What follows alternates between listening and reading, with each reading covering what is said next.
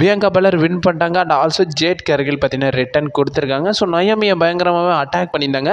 And also ஏதோ ஒரு வீடியோவில் நான் மென்ஷன் பண்ணியிருந்தேன், கண்டிப்பாக வந்து நியோமிக்கு அகேன்ஸ்டாக கூட ஜேட் கேர்கில் திரும்புறதுக்கான வாய்ப்பு இருக்குது. அண்ட் ஆல்சோ இதில் வந்து ஜேட் கேர்கிலுடைய அட்டாக்ல நம்மளுடைய நியோமியை இன்வால்வ் ஆயிருப்பாங்கன்ற மாதிரி சொல்லியிருந்தேன். நியோமியோட ஹீல் டன் மாதிரி நான் வந்து பண்ணுவாங்கன்ற மாதிரி ஏதோ ஒரு வீடியோவில் மென்ஷன் பண்ணியிருந்தேன். எத்தனை பேர் கவனிச்சிங்கன்றதை சொல்லுங்கள். அண்ட் ஆல்சோ இப்போ கண்டஸ்ட் சேம்பர் வந்து பார்த்தீங்கன்னா நடந்திருக்கு. இதில் வந்து பார்த்தீங்கன்னா லாஸ்ட் 2 மெம்பர்ஸாக நம்மளுடைய live Morgan and also Naomi தான் வராங்க. நியோமி வந்ததுக்கப்புறமா வந்து பார்த்தீங்கன்னா நம்ம ஜேட் கேர்கில் ஸ்டார்டிங்கில் ரிட்டர்னை கொடுத்துறாங்க. ஜேட் கேர்கில் வந்து பயங்கரமாகவே வந்து பார்த்தீங்கன்னா நம்ம நியோமி அட்டாக் பண்ணுறாங்க. பியங்கா பெலர் என்ன பண்ணுவாங்கன்னு பார்க்கும்போது, ஸோ பியங்கா பெலர் தான் உள்ளே வந்து பார்த்தீங்கன்னா வச்சு லாக் பண்ணியிருப்பாங்கல்ல, ஸோ அந்த பாக்ஸ்குள்ளே. ஸோ அதனால் வந்து பார்த்தீங்கன்னா பியங்கா பெலரால் ஒன்றும் பண்ண முடியல.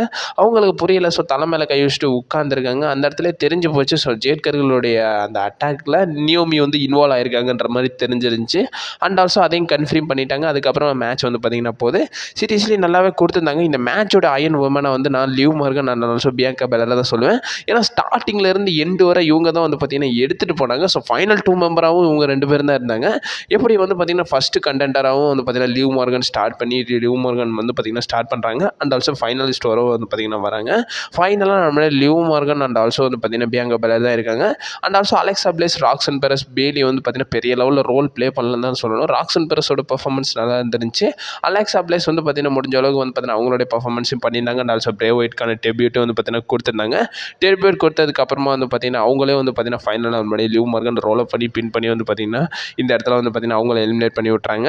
ஃபைனலாக லிவ் மார்கன் நம்முடைய பியங்கா பெலர் தான் இருக்காங்க. இவங்களுக்கான பிராவல் வந்து பார்த்தீங்கன்னா பயங்கரமாகவே போகுது. ஸோ பியங்கா பெலர்லாம் வந்து பார்த்தீங்கன்னா ஒரு அந்த சேம்பரில் வந்து பார்த்தீங்கன்னா ஒரு டைவ்லாம் போடுவாங்க, அதெல்லாம் நல்லாவே இருந்துருந்துச்சு. சீரியஸ்லி எக்ஸ்பெக்ட் பண்ணதை விட வந்து பார்த்தீங்கன்னா இந்த விமன்ஸ்க்கான எலிமினேஷன் சேம்பர் நல்லாவே கொடுத்துருந்தாங்க தான் சொல்லணும். ஜேட் கேர்கிலோட ரிட்டர்ன் போக இந்த இடத்துல வந்து பார்த்தீங்கன்னா பியங்கா பெலர் இந்த சேம்பர் ரிப்ளையே நம்மளுடைய பியங்கா பெலரும் ஃபேஸ் ஆஃப் பண்ணுறாங்க. அந்த இடத்துல இயோஸ்கோயும் வந்து பார்த்தீங்கன்னா வராங்க. ஸோ நெக்ஸ்ட் மண்டே நைட் ராவில் வந்து பார்த்தீங்கன்னா இவங்களுக்கான மேட்சப் இருக்குல்ல, ஸோ அதில் வின் பண்ணுறவங்க பியங்கா பெலர் கூட வந்து பார்த்தீங்கன்னா ஃபைட் பண்ணுவாங்க. ஸோ விமன்ஸ் WWE வேர்ல்டு சாம்பியன்ஷிப்காக நடக்கும்ன்றதை கன்ஃபார்ம் பண்ணிட்டாங்க. என்னை பொறுத்த வரைக்கும் இந்த சேம்பர் நல்லா இருந்துச்சுன்னு தான் சொல்லணும்.